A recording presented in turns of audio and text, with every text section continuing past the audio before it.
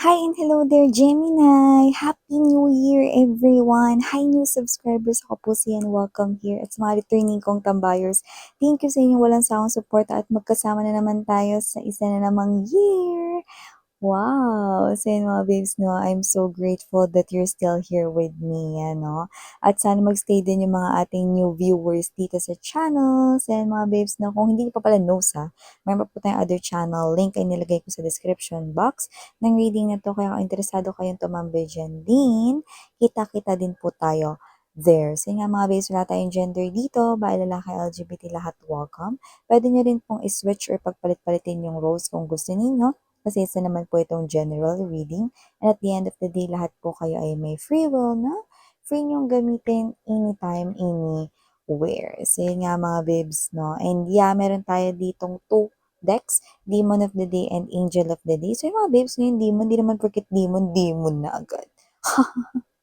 So, may role din si God na binigay sa kanila, no? They are most present nga lang kapag tayo ay dumadaan sa mga difficulties, hard times, no, ng mga situations sa ating life, no?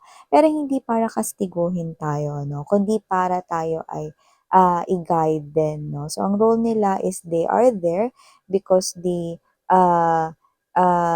make us realize yung ating mistakes pag nagkakamali tayo, faults and sins, no?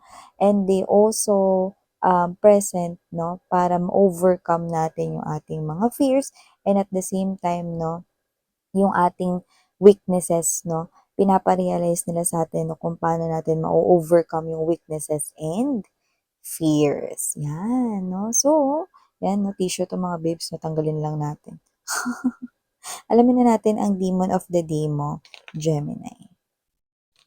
Archangel Michael, thank you so much for always being present here sa aming reading, together with the angels and guides and ancestors of Gemini. Can we get their demon of the day, please? 감사합니다. Demon of the day. Demon of the day. Okay, so demon of the day for Gemini. We have here ambitious, you know. It's okay to make mistakes sometimes, no? Pinag-usapan lang natin yung mistakes kani-kanina lang, no? Friends can help you get back on track. Kaya mga babes, no, si Demon Ambitious, no, is present kasi nakikita niya rito na posibleng iba sa inyo feeling guilty about something, possible na nakokonsensya about something, no? So, pwedeng meron ditong pagkakamali kayo nagawa na parang hindi naman siguro mabigat or whatever, pero iniisip ninyo. Yan, no? So, wag niyo raw masyadong dibdibin yan, no? As per Demon Amdusias, no? Pwede ka raw mag-seek ng help or advice sa iyong mga friends or kahit sa family mo, sinong ka-close mo sa family. Pwede rin sa mga pinsan mo, no? So, friends can help you get back on track daw. So, yun yung gustong i-remind sa iyo ni Demon Amdusias. No, tama nga naman mga babes, no? It's okay for us to make mistakes because you are human being, pero wag mo nang uulitin.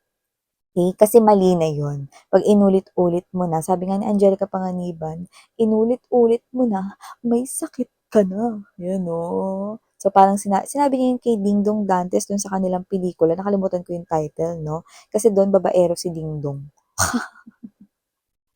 Ginawa niya once, is inulit-ulit niya, kaya yun ang linya ni Angelica. Yan. So kung may demon of the day, kukuha din tayo ng angel of the day para kay Gemini. Angel of the day for Gemini, please. Ganito natin mga links. Angel of the day for Gemini.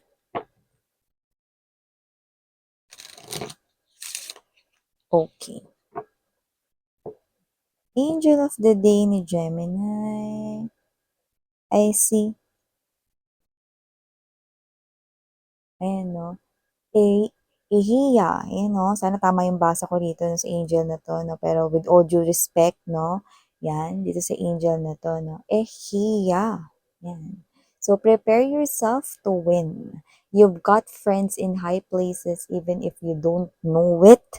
Yan ang mga babes. So, prepare daw kasi mananalo ka rito at nandito na naman yung involvement ng mga friends mo, no? Alam mo dito mga babes, no, hindi lang ito yung literal na meron kang mga kaibigan na matataas yung mga posisyon sa kanilang mga trabaho. Hindi ganun yung pinakatutumbok niyan. Ibig sabihin yan, meron kang mga kaibigan na merong mga positive rin, no?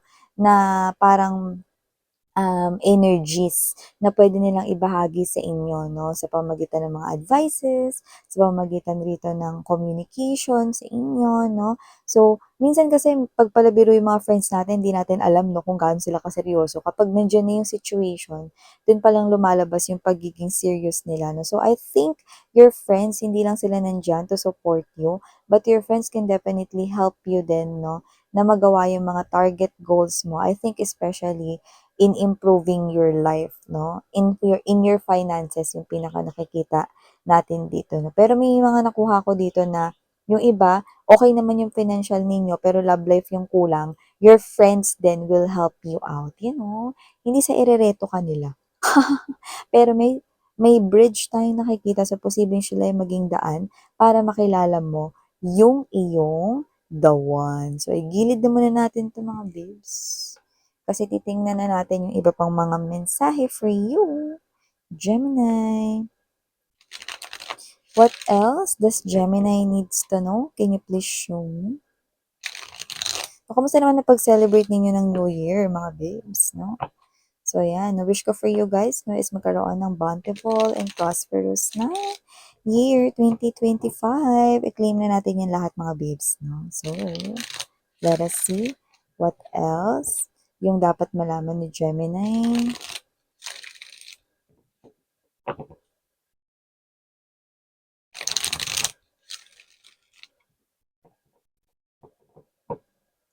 Okay, so Gemini, let us see, no?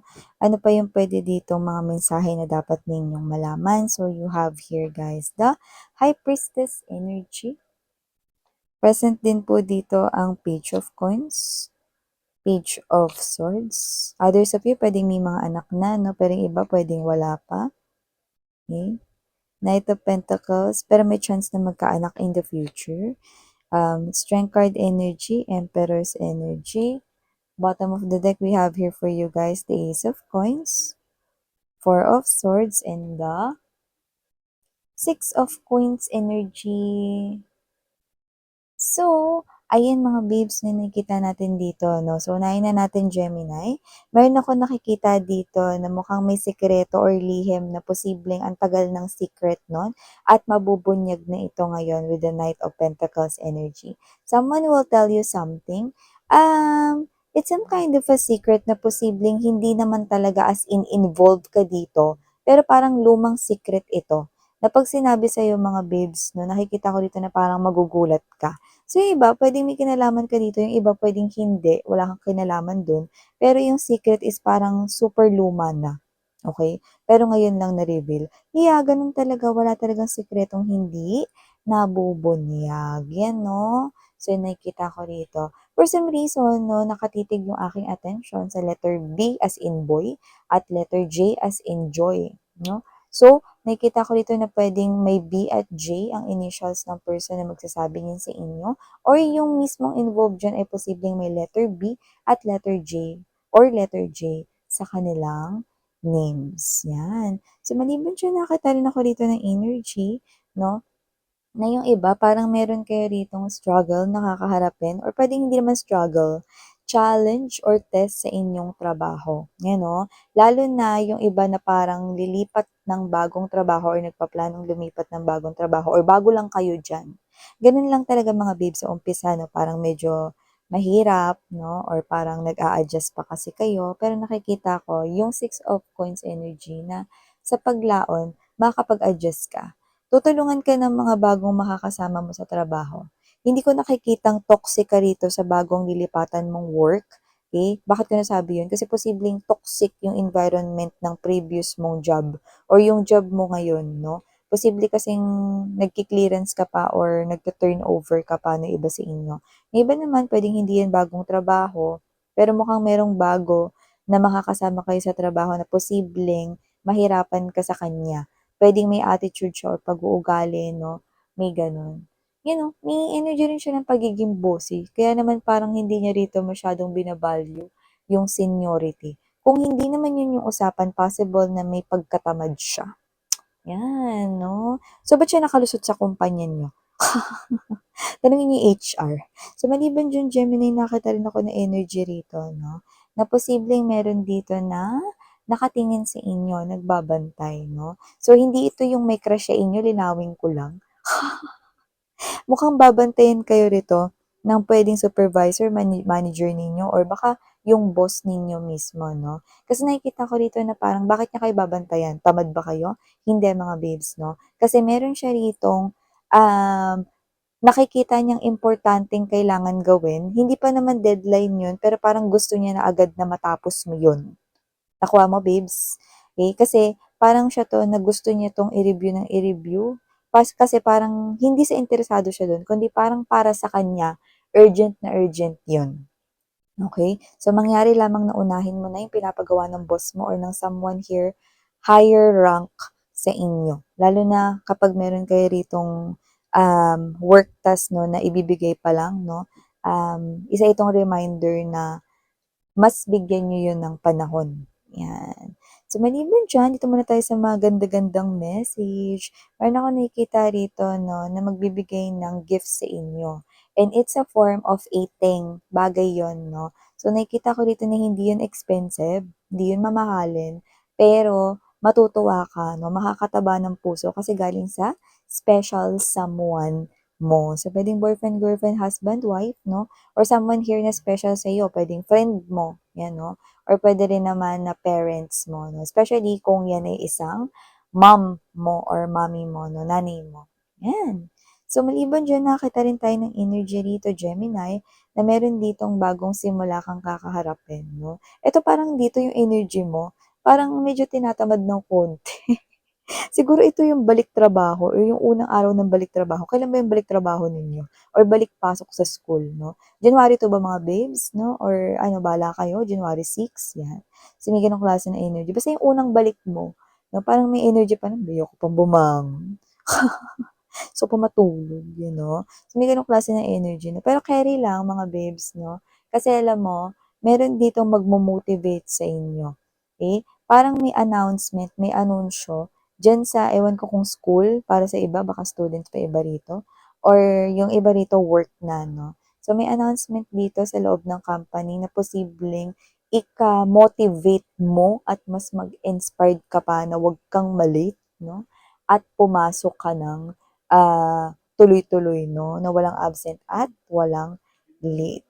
Yan. Sa inyo mga babes, na wala rin tayo dito na parang gender, pero nakikita ko rito, no, na meron dito na parang bibili ng bago ritong lupa or kung hindi bibili, pwedeng rent to own na bagong tirahan, no?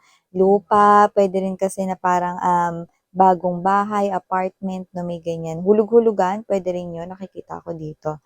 So, pwedeng ito mga babes, no, ay isa sa mga maging priority ninyo, no, this year 2025, ang makalipat sa bagong tirahan or magkaroon ng permanenteng tirahan kung wala, at mapaayos yung bahay kung permanente naman yung tirahan ninyo. So, maaaring may sira sa bahay or parang added protection lang din. Yan. And also mga babes, no, meron din tayong nakikita dito, Gemini, no, na posibleng meron dito na pagka-interesan kayo, isa itong klase ng hindi hobbies eh. Parang medyo sideline or pagkakakitaan, 'no? Pero i-go niyo na kasi nakikita ko rito na, magiging trendy or magiging patok 'yan, 'no, sa mga gustong bumili sa inyo, okay? At nakikita ko rito na maaaring kumalat pa 'yan through word of the mouth like, "Uy, saan mo nabili 'yan? Ang cute." 'Yan, 'no? So, puwedeng yung creativity ninyo yung magawa niyo rito lalo na kunyari mahilig kayong mag-mold ng clay, puwede kayong gumawang keychain, 'no? Basta meron dito na parang, out of your talent nagawa mo yun tapos nakikita ko rito na, magiging mabenta yun, 'yan 'no. Puwede mo yung gawing side hustle or sideline, 'yan. So, maliban diyan 'no, last but not the least message tayo, Gemini. Nakita ko rito na meron ka ritong palalakasin yung loob 'no, hindi ko alam kung manliligaw mo ba 'to or whatever. pero mukhang meron dito na parang pasuko na rito ata sa inyo. Kasi parang feeling niya wala kayo ritong gusto sa kanya or wala siyang chance. Pero mukhang mabubuhayan siya ng loob dito. Siguro yung iba sa inyo, crush niyo ito. Yan, no? Just take how this resonates, no? So, dito nakita ko na yung pasuko na siya, nakita ko na tumaas ulit yung energy niya, no? Parang dahil sa sinabi mo. Wala ka namang sinabing straightforward na, uy, gusto rin kita or whatever, no? Pero yung sinabi mo sa kanya, nag-build ng confidence niya at mas nagkaroon siya rito ng lakas ng loob na i-pursue kayo at huwag munang mag-give up. Ayan, no? So, yeah, ito naman ako. Kumisaya here for you, Gemini. Happy New Year! Ulit! Yan, muntik ng pumiyok. Muli ako po ang inyong Yana Oni. So, sarang hiyo, love and light. Annyeong!